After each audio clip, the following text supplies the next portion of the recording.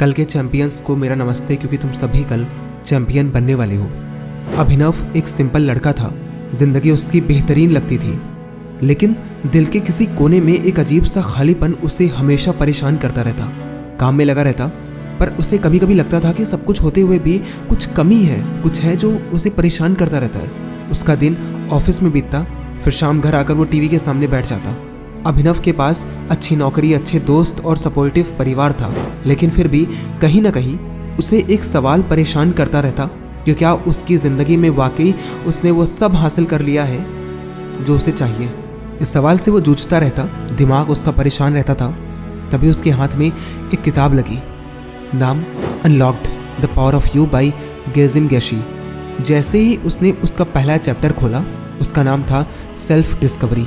किताब के पहले पन्नों में ही लिखा था कि खुद को जानना कितना ज़रूरी है, अपनी स्ट्रेंथ और वीकनेसेस को समझना कितना ज़रूरी है। अभिनव को लगा कि शायद उसके लिए ही लिखा गया है। उसने खुद से कभी यह सवाल किया ही नहीं कि वो असल में है कौन, उसकी असल पहचान क्या है। किताब में लिखा था कि जब तक इंसान अपनी ताकतों और कमज़ोरियों को नहीं पहचानता, तब तक वो सही दिशा में आगे नहीं बढ़ सकता। पता है, सेल्फ रिफ्लेक्शन ही वो चाबी है जिससे आप अपना पोटेंशियल पहचान सकते हैं। फॉर एग्जाम्पल, कभी आपने लाउड बोलने की कोशिश की है, चीखने की कोशिश की है? कितना ज़्यादा लाउड बोल सकते हो आप?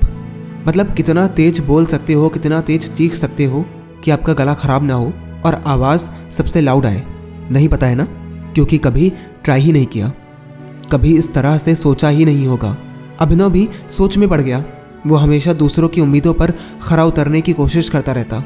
बचपन से ही उसे घर वालों और समाज ने सिखाया था कि एक अच्छी नौकरी करना ही जीवन का उद्देश्य है, पर अब उसे लगने लगा कि शायद वो कुछ और चाहता था, शायद वो जिंदगी में कुछ अलग करना चाहता था, पर कभी खुद से सवाल ही नहीं किया। शायद उसने खुद के अंदर झांक कर देखा ही नहीं कि उसके अंदर क्या है। और जब उसने खुद के अंदर झांका तो उसे याद आया कि उसे लिखने का शौक है। वो बहुत अच्छा लिखता था, बचपन से वो बहुत ही अच्छा था लिखने में, पर कब वो आदत छूट गई उसे याद ही नहीं रहा। और जैसे ही उसे ये याद आया, उसने डायरी उठाई और लिखना शुरू किया। कुछ पोइट्री लिखी, कुछ फिक्शन लिखा, और ये सब लिखने के बाद उसे एहसास हुआ कि अगर वो अपनी इस क्राफ्ट पे काम करता है तो वो बहुत ही बेहतर कर सकता है। अब अभिनव ने unlock the power of you के अगले चैप्टर पर जाना शुरू किया, जिसका नाम था पॉजिटिव एक्सपोजर। किताब में लिखा था कि जीवन में पॉजिटिविटी कितनी ज़रूरी है और कैसे नेगेटिव इन्फ्लुएंस को दूर रखना चाहिए।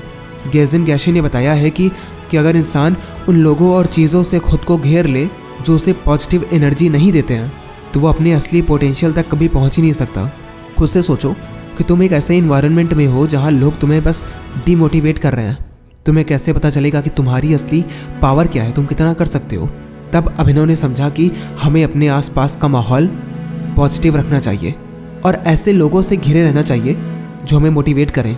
तब उसे एहसास हुआ कि उसके जीवन में भी ऐसे कुछ लोग हैं और ऐसी चीज़ें भी हैं जो उसकी आत्मविश्वास को कमज़ोर करती हैं। कुछ दोस्त हैं जो हमेशा हर चीज़ में नेगेटिविटी देखते हैं। कुछ रिश्तेदार हैं जो हर समय उसे ये बताते रहते हैं कि उसे क्या नहीं करना चाहिए।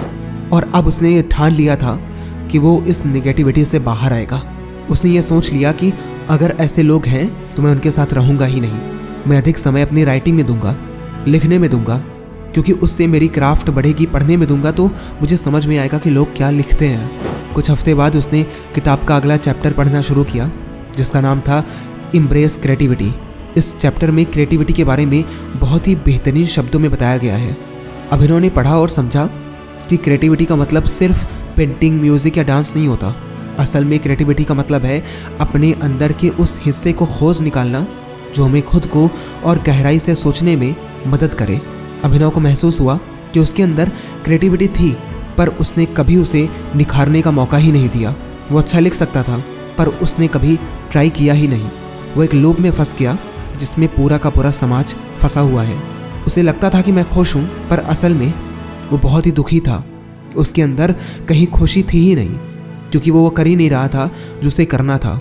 वो अपने आप को बांध के चल रहा था समाज के रूल्स में और शायद अपने घर वालों के रूल्स में। पर जब उसने समझा कि शायद उसकी लाइफ का एम कुछ और है, वो कुछ और कर सकता है, तो उसने खुद से वादा किया कि वो अपनी ज़िंदगी में नई नई चीज़ों को एक्सप्लोर करेगा। उसने ठान लिया कि अब उसे अपने कंफर्ट जोन से बाहर निकलना होगा और जितना क्रिएटिविटी वो अपने काम में ला सकता है वो लेकर आएगा। फिर उसने पढ़ा सबसे बेहतरीन chapter, unlock the power of you का अगला चैप्टर था बिल्ड रेजिलियंस। इसका मतलब ये है कि ज़िंदगी में हर चीज़ इतनी आसानी से नहीं होती। हर इंसान की ज़िंदगी में उतार चढ़ाव आते हैं और उनसे सीखना ही सच्ची सफलता है।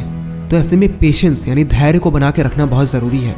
हो सकता है कि आप कई बार कोई काम कर रहे हों, फॉर एग्जाम्पल अभिनव को ले लें, वो लिख रहा होगा 1 साल 2 साल 3 साल, शायद कुछ भी ना हो, शायद उसने जो भी लिखा हो उसका कुछ हुआ ही ना हो, उसने बुक लिखी हो, पब्लिश कराने की कोशिश की हो, शायद किसी ने खरीदा ही ना हो।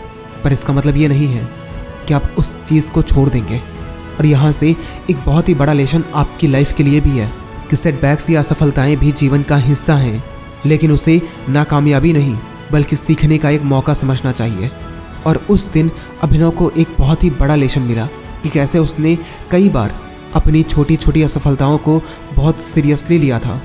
जब भी उसे नाकामी मिलती थी वो खुद को कमज़ोर महसूस करता था, और शायद आप भी करते होंगे। आपको भी जब हार मिलती होगी, कहीं आप सफल नहीं होते होंगे, तो लगता होगा कि यार मैं तो कर ही नहीं सकता, मेरा जीवन खराब है। धैर्य रखना दोस्त, क्योंकि ये सब होता है, पहले ही स्टेप में सब कुछ नहीं मिलता। कई बार बहुत दिन लगे रहना पड़ता है, बहुत साल लगे रहना पड़ता है। लोग आधा आधा जीवन बिता देते हैं किसी एक काम में, तब जाकर उन्हें कुछ मिलता है।